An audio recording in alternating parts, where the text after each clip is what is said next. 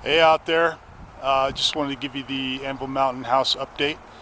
And as you can see behind me, we have a covered porch accessed through the kitchen back door, and pretty fun to put that together. So we just need to throw the deck down there and that'll be all wrapped up. And let's see, what else do we got going on?